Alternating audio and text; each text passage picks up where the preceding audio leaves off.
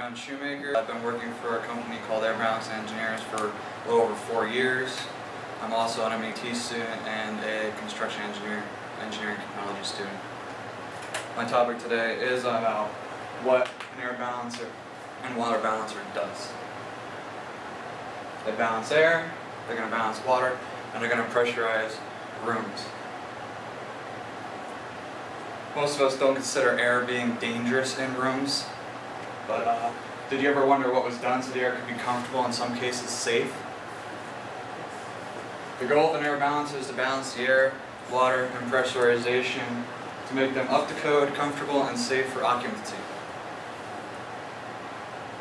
In order to balance the air properly, there are 3 simple steps you need to test, adjust, and balance the systems. Testing is the use of specialized and calibrated instruments in order to obtain such data of measurements, which are temperatures, pressures, more specifically static pressures, which are the unit casing, rotational speeds, electrical characteristics, velocities, and air quantities. Some instruments used are an air multi-data meter or an air data multimeter.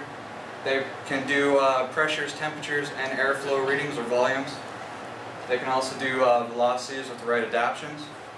A balometer flow hood, and for a thermometer, anemometer, and a pitot tube. That's a picture of an air data multimeter of some of the additions to attach to it. A flow hood, which is essentially a meter that goes over an event or a grill. An infrared thermometer, which is just a little laser inside that you won't be able to see, but it'll tell the temperature at the specific point. An anemometer, which is basically a little fan, and it rotates at a certain speed to find the velocity. And a pitot tube, which is on airplanes as well to determine velocity or speed. Adjusting is our final adjustments made to the system to achieve proper performance and efficiency during normal operations. Some adjustments made are the fan speeds, the dampers, and thermostats on the external part of the unit itself or in the room. As I was saying, static pressures are located in the unit itself. That's a diagram inside the casing of the fans, and the dampers are usually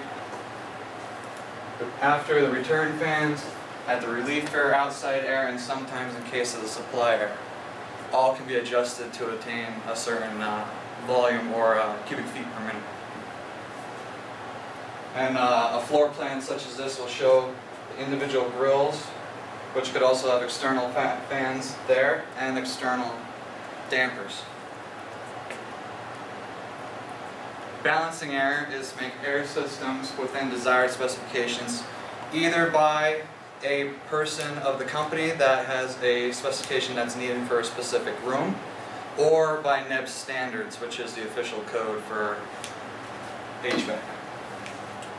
Some of the specifications usually are the main concerns of air balancers will be air volume, static pressures, and then fan speeds.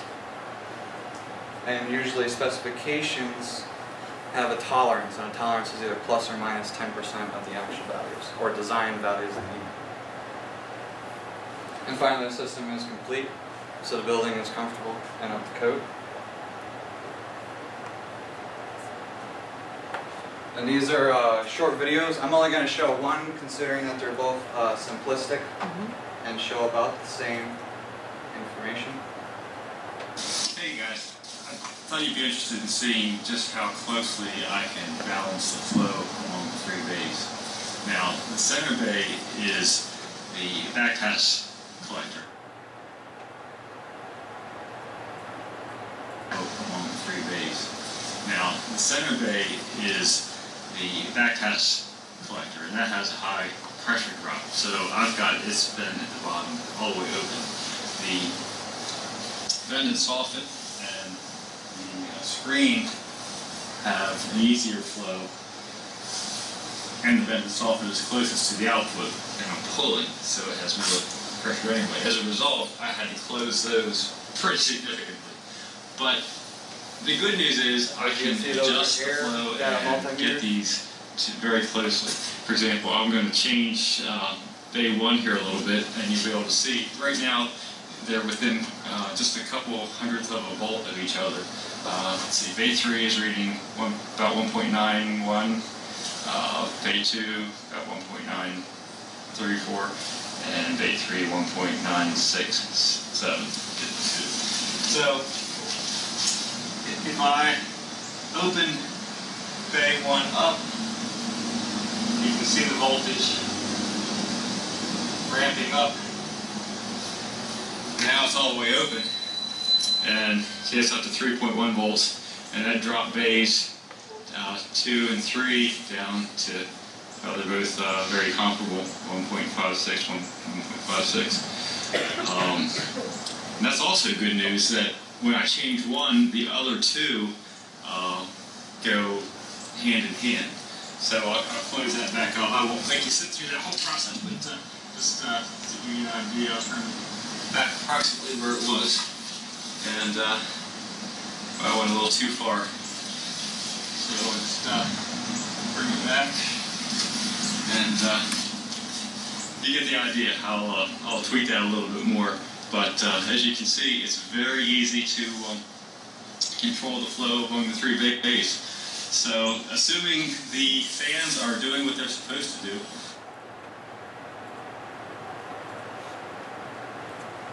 those are just very simplistic. That's more or less simple. He's only working with 3 bays. It gets much more complex when you're working with thousands of girls, because they all change accordingly. The next subject is water. In order to balance water, we're going to use the same 3 steps. Nothing really changes. You're going to test, adjust, and balance.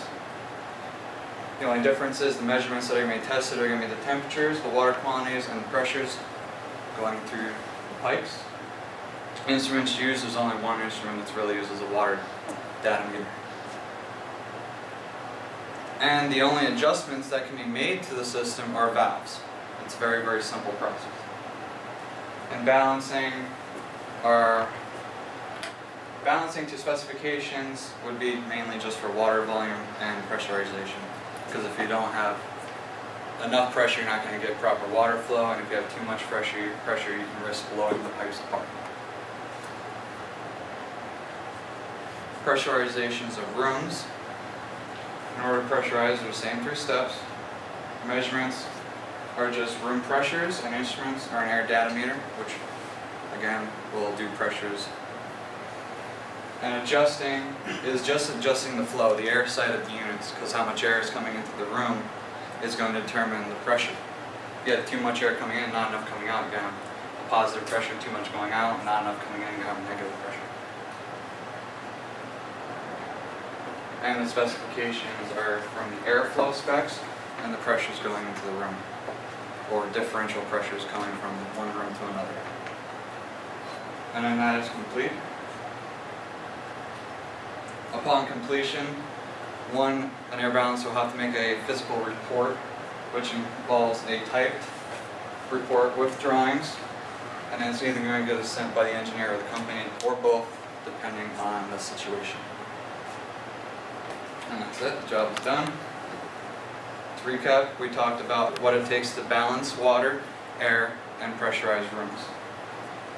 Balancing air consists of taking measurements, making the adjustments to the dampers, airflows, and speeds, and then balancing them to make sure they're within specifications.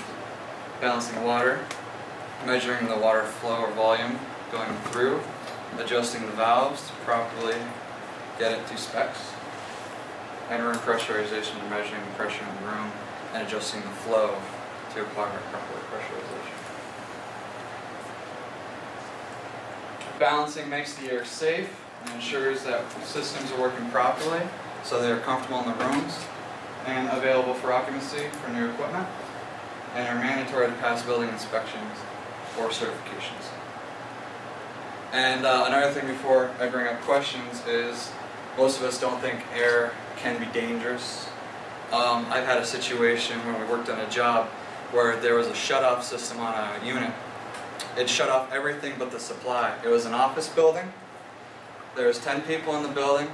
The doors opened inward, and when it caused too much pressure, it locked the door shut. Nobody could get out. The ceiling panels popped up and their eardrums blown. It reminds me of an airplane. We say that there's a lot of air balancing going on with an airplane. It's really a simple process. I mean, there isn't much balancing. Whatever air is coming in has to go out, either through return or exhaust. Depending, for an airplane, I don't think it'd be too much. Just one duct and a couple of grills going down the airplane itself, and then a couple of returns in the middle of it. Any questions, staff? Who are mostly your clients? Oh, clients range from anything. I've done Bloomsburg University, Penn State University, pharmaceutical companies known as Merck, Janssen, or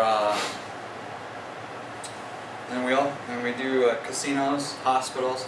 Now, pressurization of rooms are specifically important to the pharmaceutical companies because any little imbalance is going to change off their scaling. Exhaust is very important with the air systems as well, considering some of the chemicals that they're working with can be very toxic. And the name of your company again? Air Balancing Engineers. So that's how important balancing engineers are.